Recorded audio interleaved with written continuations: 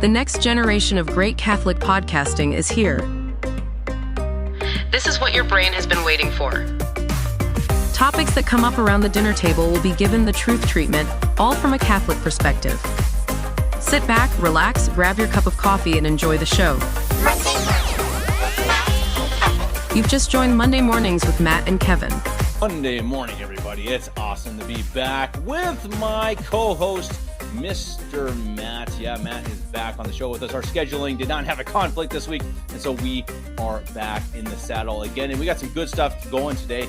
We're going to talk about, is it appropriate for young boys to mime the Mass and to play act the Holy Sacrifice of the Mass, as from Louis Vrecchio on Twitter, or is it X? No, we're not going to say X. We're going to say Twitter. X. And we're also going to talk a bit about cancel culture, as well as, we're probably going to talk about aliens because it's in the news, and senators who are far, far, far, far, far too old to be doing anything in our aliens country. themselves. That might be true. They're definitely less fit to serve than aliens would be. Matt, how you doing? Yeah, hey, Kev, I'm doing great. Before the show started, we were talking about X. My app just updated on my phone. And dude, like, the name is gone. It doesn't even say Twitter under. If they wanted to change if they wanted to change the icon, I protest anyway. But now the name Twitter and the little text underneath the app just says X. Like, we were joking before the show. Like, if somebody just found my phone, what's that? Seriously, what do you pull open there? It's like an adult website. I'm sorry. Well, and I mean, I know Elon Musk listens to the show. Thanks, Elon. Elon, how you doing? Yeah. Hey, Elon, if it ain't broke, don't fix it. There were plenty of things about Twitter that were broke. The name and the little bird were not broken. So just leave it alone. Let it be. I think it's ridiculous. I think it's some little pet idea of his. And honestly, you and I have talked about this before. I'm not an Elon fan. I think Elon is not a good guy. I don't think he is in it for anybody but himself.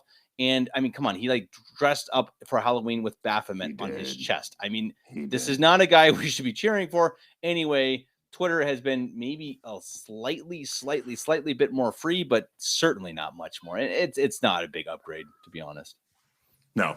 I mean, I think he's given. It's hard to tell because I feel like that he has given a bit more, I don't know, fair time to other people that might not have been in the past, but people are being censored anyway. People are being suspended. Exactly. People are being banned. Stuff that you're saying is being flagged, and you can't say this, you can't say that. I know a few people who their X account, was locked out for a day or two because of something kind of, a little risky that they said. So I don't know how much it's changed.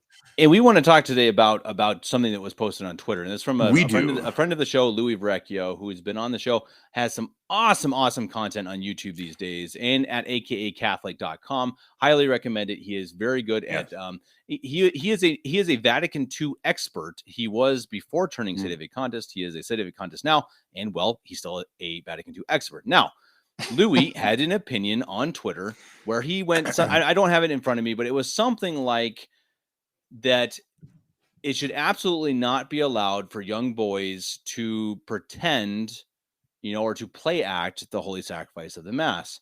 And Louis got absolutely murdered in the comment section. And I'm gonna save my response. Matt, I want to know, first of all, what are your thoughts about Louis saying that he thinks that it is something that absolutely, and he had some strong words, too strong, in my opinion. I think Louis was too strong. I think Louis goes a little too far sometimes. But what are your thoughts? Well, the thing that I thought of when I read this, and I wanted to kind of ask you, because I did it, you're one of 10, right? And you have a family of vocations here. Did you play Mass? We did not. I don't remember it. No, I don't think so. We were altar boys. We certainly, maybe at time. We never had like a play altar or anything like that. That I can say for sure. You didn't. Did we ever? No. Did we ever mime it? At a time or something? I can't really say, but no, not to that extent. No. Okay, because the first thing for me was I thought of. I kind of did it. Now, granted, it was the Novus Ordo, and everything that when you're a kid, you just mirror what you see, really. So wait, were you dressed as a clown, or? Very kidding. Close. Too strong. Yes. Too strong. No, that's not a joke. That's not a joke. Was it me? Somebody years ago on Twitter, they tweeted like when I was a kid, I was a clown at a clown mask, and everybody believed it. But anyway, no, I did, and I would take we would take like Italian bread and like smush it, and make the little host, and then we would sing the songs that we remember, singing back then, and all of that, and I think he kind of made 2 points here. I think when he made a good point to start off, he said, I pulled the tweet up. I don't find photos of little boys dressing up like priests playing Holy Mass as being cute. Okay, I could, if you want me to think about it and assess it and think, well, the Holy Mass is solemn. Should we be imitating this? Like, okay, you had me there. But then the next part, I can just imagine the wacko moms that sewed his little vestments because she, in capitals there, is just so sure that he has a vocation. And then just some funny quotes here. Be sure to purify your little chalice. Don't consecrate too many Cheez-Its. Daddy hasn't built your tabernacle yet. Watch for the crumbs. My thoughts is that I do agree that there is a sense of the sacred here, and should we be imitating and playing the sacred? I don't know. I guess that would be my honest answers. I really don't know. Would I oppose it? I don't think I would. Like if I had sons, and I was, I get the point of not wanting to push a vocation, sure. But if they wanted to imitate it, or they wanted to do, to kind of recreate Mass, I guess you can say, if you think about it too, all they really recreate is like the consecration, right? I remember playing it, and other kids playing it, right? They say the canon of the Mass, right? They like the bells, they like the incense, they want to, I don't think they're saying the introit or whatever. I don't know. I personally, I don't think it's really that harmful, to be honest. I think, there is a sacred, and I would want to reiterate that, but I don't think that it's anything that is something that needs to be hammered or stopped or told you can't do that.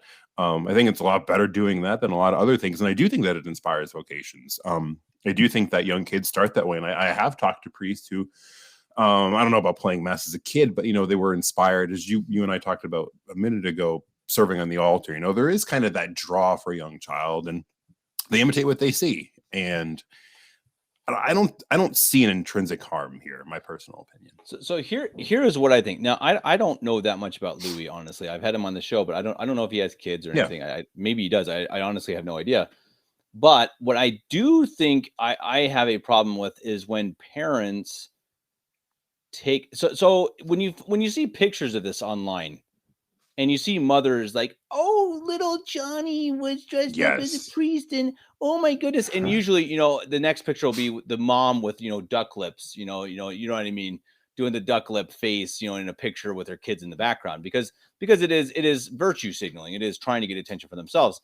So I do think more of my issue, like with what Louis said, I think that young boys having this desire and the compunction to go and pretend celebrate Mass, to me, purely my opinion, that is totally fine. Now, I do think mothers taking a picture of it and being like, oh, look at my little boy with his little chasuble and stuff. Yeah, I get it. I actually tend to agree with Louis that is where it's like, okay, the copying is fine in private, but publicly posting it, the mother's publicly like bragging about it, I actually do think that's a problem. And I think that is actually something that crosses a line of, obviously I definitely wouldn't say sacrilege, but I do think that you're taking something that is so sublime and so perfect and taking it to a public extreme that should never happen. I also wonder, though, if it actually depends on the mother. I think there might be some women who are like, oh, wow, look, look at what he's doing. Look how adorable. Look how sweet and all that. And then there might be some other women who, out of sincere humility, are overjoyed and giddy at the thought that their son might have a vocation. I think it's a great gift for a mother. It shouldn't be published publicly. I think Lou has a good point there. Right. Some things in this age of technology, we're just obsessed with, oh, that was so nice. I got to share it with all my entire world. No, you don't. Some things you don't need to share. You don't need to share these, embarrassing moments of your children, which I know many mothers do. You don't need to share the beautiful moments of your children. Honestly, a lot of a child's growth does not need to be shared. It just doesn't. And I think it's an evil of our time. And I think it's something that the parents need to wake up and understand that I don't need to share my entire life. It's crazy that I need to say that, because this is something that you think a 12-year-old, you need to tell them, hey, little Bobby, don't go on TikTok and share your whole life. But no, it's like, hey, Mrs. Joan, don't go and share your entire life of your children. It's really a problem. And I do know personally, no, granted, Vatican II Novus Ordo, but I do know someone who's, from when he was born, his parents pushed, like they had it in their mind that, especially the mother, that he has to be a priest. They predetermined that they were going to have a son, and he was going to get ordained and all this sort of stuff, and he did not want it at all. And they pushed him through high school and through college. He ended up going to seminary completely against his will. Totally miserable. He got, quote unquote, ordained. And about 3 or so years in, he left. And very, very tragic story either way, because I do think he was somewhat pious, but at the same time, this was totally pushed on him. This was not his calling in any stretch of the imagination. He was not fit for it. And his parents just decided that absolutely, there's no doubt about it. And he, trying to please his parents, okay, yes, I'll do it. But just found it extremely agonizing. And he left and got it. I don't know how that all works. I think it was Benedict at the time, but I think the quote so-called Pope has to personally dispense, yes, you are free from I don't know, but I think that's what happened. So it probably does force a lot of, and what if he's not really called to it? Right? Well, what right, if you exactly. what if you get a bad period? I mean, it's possible. Yeah, and I mean, for any vocation, you need to. I think that's another topic for another podcast, about how much a parent should be involved in their child's vocation. But I do think that there comes a point where absolutely you have to take your hands off. But I think you can, you can give them advice, you can give them instruction, you can say, hey, here's what I think. But that's it. This is not here's what you should do. Is here, I think you're pious, you're good, you have the, maybe you have the temperament that could be priestly. Maybe you should try it. But you can't be like, hey, you're gonna be a priest if you like it or not. Obviously, it just doesn't make any sense. Now, I know we need to keep going because we don't have a whole lot of time in today's show. But I do want to talk about, because this is something that really struck me with the whole thing with Louis on Twitter, because as I said at the beginning, he got absolutely massacred on it in the comments. Yes. And I mean really massacred, and by people that I respect, saying that, hey, wow, Louis, you just pretty much lost all of your, any respect I had for you before, or any significance that you can talk about anything in the church is pretty much gone because I disagree with his opinion. What? I'm sorry, but excuse me, what are you talking about? So you're telling me you disagreed with one opinion of somebody? Maybe it's a bad opinion. Maybe Louis totally off base and wrong and rude. Let's say he is. And I'm not saying that. Let's just hypothetically say it. Let's just say that's the case. Are we really saying, really honestly, are we saying, wow, this is such a bad opinion that everything else he's ever said or will ever say doesn't count anymore? Wake up, people. This is like, it's cancel culture. It's like we're acting like a bunch of 10-year-olds. Oh, you hurt my feelings, so I'm never listening to you again, jerk. Yeah. It's an emotional, it's such it's an emotional reaction more than anything. I've been there. I've had it many, many times where, I've said stuff and have given opinions and all that, and people have said, oh, I don't think I could follow you anymore. I don't think it's like, well, first of all, the point that we disagreed on, or your opinion differed than mine, wasn't like monumental. It wasn't like life or death. It was just a different view on a topic. So to cancel out every other thing that we've ever shared that might have been good or fruitful or factual or beneficial or what have you, it can just be erased.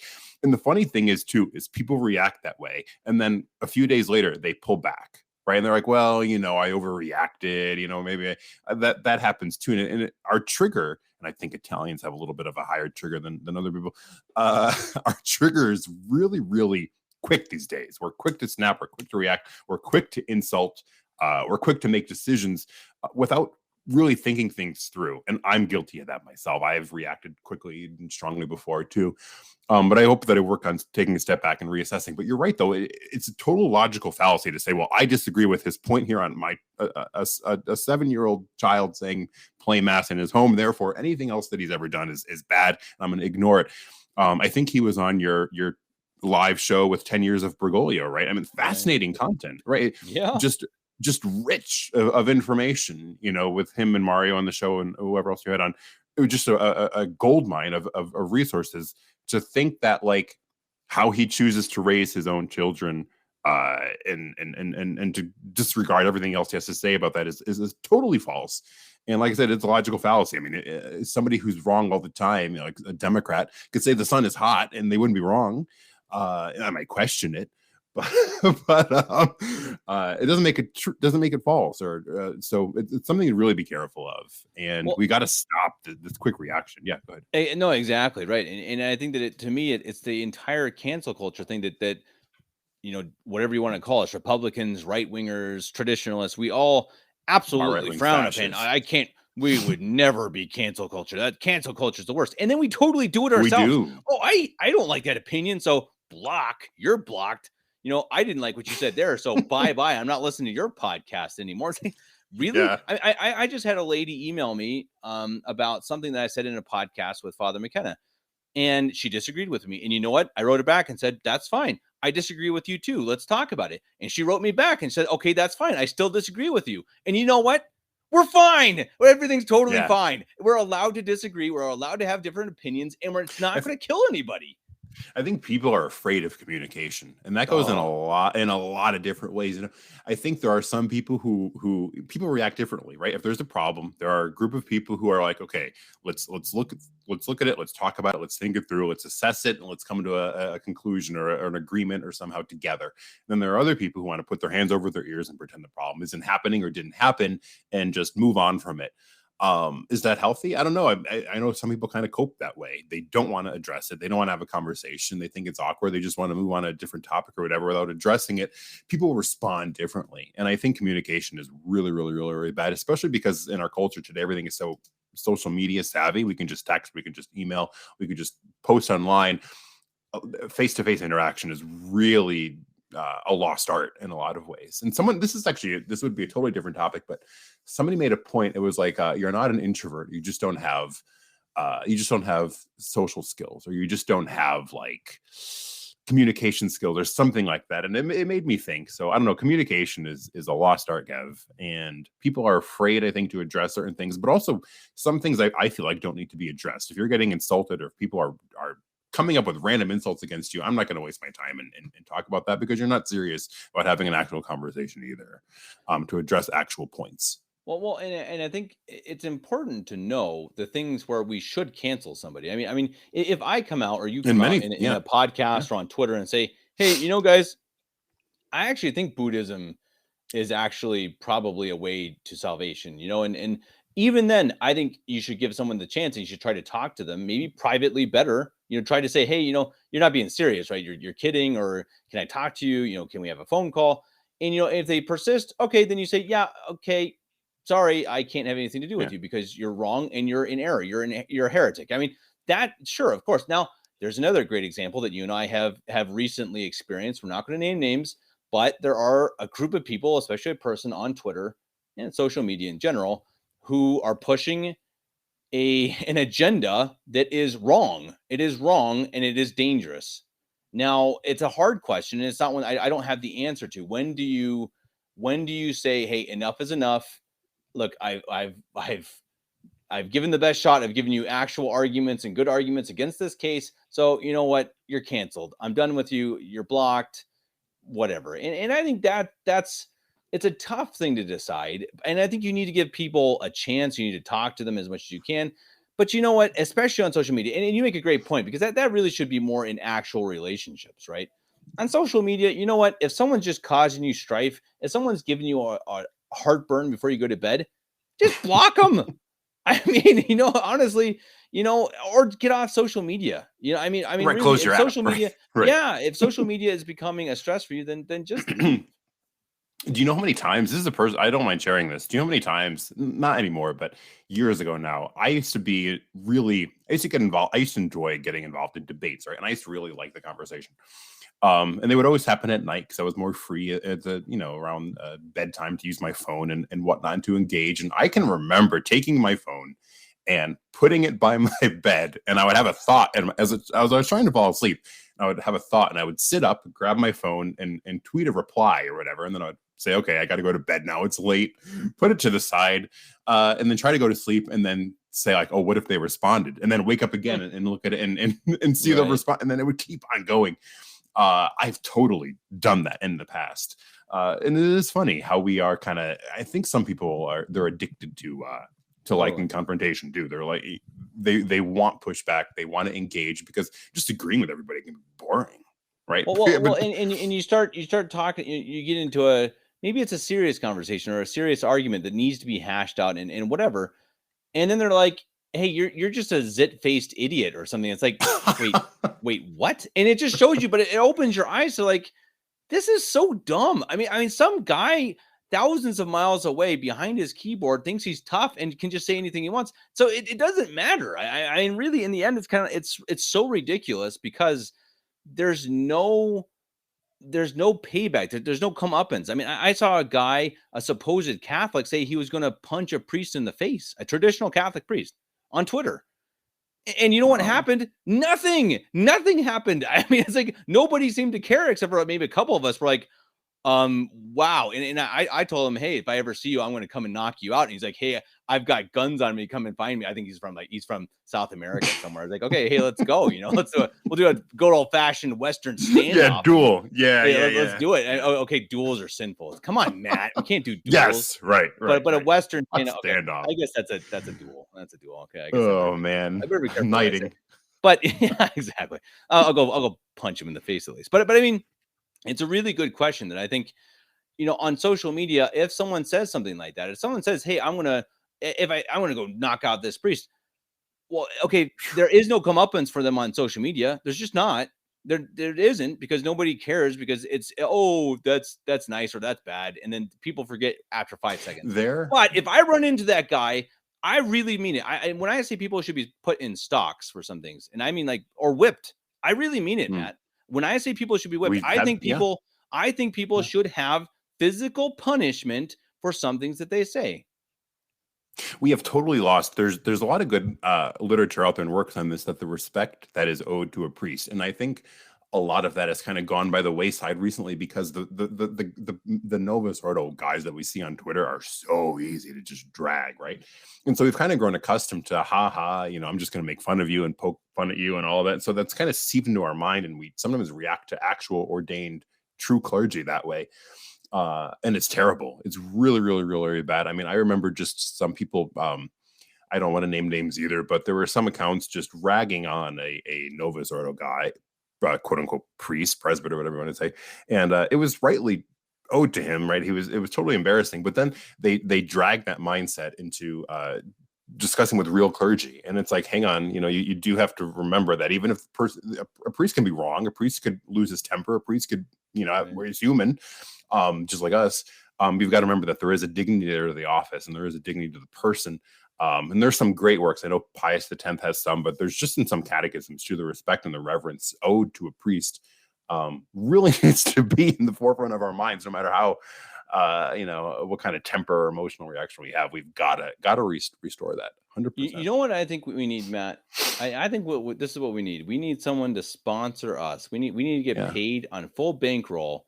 For anyone who goes and says anything against a priest, we're hired to go and find them and punch him in the face, and or put him in stocks or something. I think that, we're like Catholic hitmen, not to kill them. I'm not saying to kill them, but I mean to give them a little butt kicking, and a little mafia work. I know right now all of the ladies on the podcast are closing their ears and mad at me right now. Man. But I really think, and there was a reason why physical punishment was a, how do I say it? Was used for hundreds of years. It was a consequence because there are some men who they don't get it otherwise. They don't care. They don't care if you tell them, hey, you can't say that. They'll say, oh yeah, come and get me. It's like, okay, I will. I'll come get you. That's what we used to do in the playground or all that. And guys need it. Guys, there are some bullies who use their mouth, run their mouth, and they need to be beat up. Now, Matt, we're going to jump right into a new topic, because sure, pretty weird stuff with the alien stuff going on. Now, we've talked about aliens before. My wife hates it, but seriously, this was I think it was a congressional meeting, and some guy came out and said openly that they have found alien things, bodies have in them. spacecraft. Yeah. And people are kind of like with it all too. It's not people aren't really like reacting to it. I have the article here and I watched some of it on TV, but wild. So these are I just pulled it up, 3 former military officials told Congress Wednesday, this was under oath, that the government knows much more about UFOs than it's telling the public. And that they have in their possession non-human biological matter, and a whole bunch of other things. So they all 3, under oath, were answering questions, and they were asked questions like, do you have an actual non-human body in your possession? And they're like, yes. Yeah. First thing that I kind of thought of here is, why is it only the US? Like, do these aliens only come to visit America? Like, this doesn't happen in Europe or in Asia or in anywhere else. For some reason, they must have a red, white, and blue blood. I don't know. Another thing that was kind of funny, a newscaster made a point. So in the hearing, they were talking about how this technology is so superior to ours, it could literally just at light speed intertwine between galaxies and appear and disappear and go where it wants to go and all those sort of things. But for some reason, they can't park. They always crash. Like, why can't they just gently land? But our pilots are morons. We got the best technology in the world, and we can't hire a stupid pilot to fly it. Yeah, right. Exactly. Yeah. So I don't know. Matt, somebody actually, wait. I have a theory. Yeah. I have a theory. So there's a parking issue. Here's my theory. Yeah. All of the aliens are women. I'm literally losing every female listener on this show. Sorry, man. Sorry. Does your mom listen? Is she gonna laugh? Oh, she might. She'll hit me on the head next time I see her. Yeah, with a wooden spoon. And I'll deserve it. Yeah. Somebody was saying though, and who knows what to believe, but they were saying that their theory here is that actually that the U.S. military and the technology that the United States has is actually extremely advanced, far more advanced than anything this is just a theory, by the way, that we know of. And so they're hiding it and covering it up as alien technology, whereas in reality, it's actually U.S. made equipment that they have that is so far. I mean, I don't know. I think it's. I'm totally behind it. Nikola Tesla. I think the U.S. government has had technology since the 1940s that we have never seen. We don't know. I do believe that, and I think that, again, as you said, why do we only see UFOs and stuff in America, or maybe a little bit in Mexico? It's true. purely because I think that they had a genius in Nikola Tesla, especially, maybe others, who I think they did create technology that we actually can't understand in the physics that we've never. We think we've been never exposed seen. to, really. Yeah, exactly. But it exists, and I totally believe it. And I think that what they're trying to do now, and this is actually makes a lot of sense, that they're trying to they put these alien things out to try to cover up something else that's going on, and that's typically what the case is. I mean, these alien stories are not new.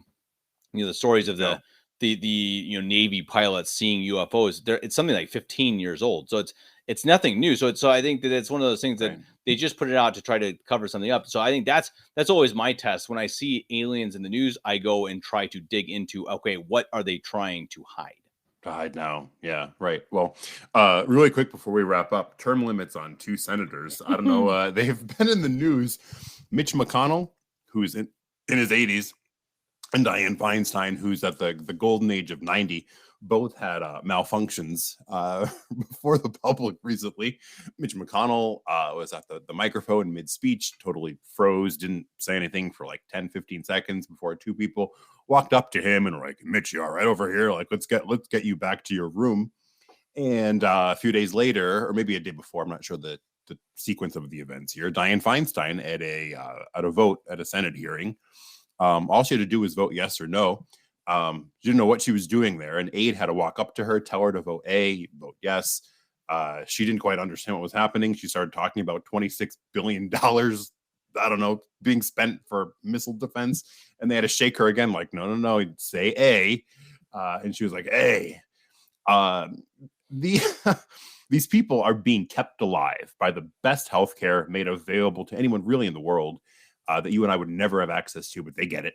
And you can't. I don't think I was listening to some actual political conversation about this. You can't just implement term limits or age limits. It doesn't somehow constitutionally doesn't work. But you can do things that your Senate could.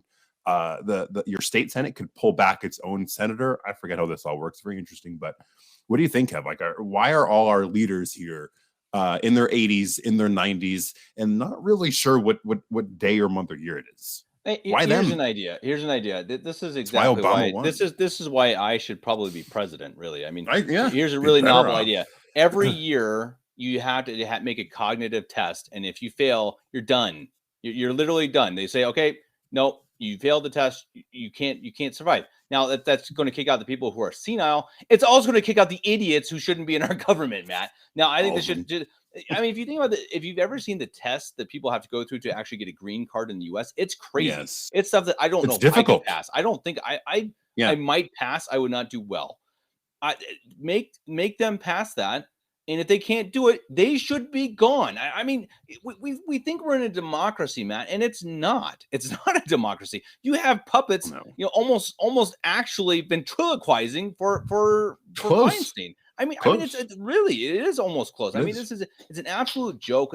I mean, you know my feelings on democracy in general, but it's a travesty if you actually believe in democracy and think that right now what's going on in the U.S. with a senile president, senile senators, and next year you're almost surely going to get elected 82-year-old Donald Trump. I mean, it's an absolute joke, and eventually something has to change. I mean. Yeah. I don't know what's going to happen. I honestly, eventually I think we're probably going to be blown up or something. And so it's not going to matter, but I mean, yeah, it's a joke. It's a farce. A mishap.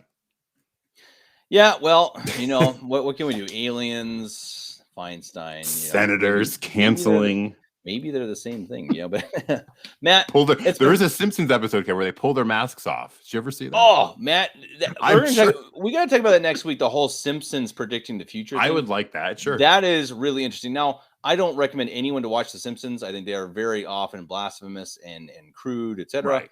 But I know I've literally just seen YouTube videos where people show the predictions that they've made for the future. Pretty weird stuff, and it's nonstop accurate. I'm telling you, there's a conspiracy theory, a rabbit hole you can go down there, real strong. So something to look forward to for next Monday, perhaps. Anyway, please let us know what else you want us to talk about in the comment section. Like, share, subscribe, all of that fun stuff. Follow us on Twitter. I think he's Matt _Theo. Theo. I'm Kevin Gilligan.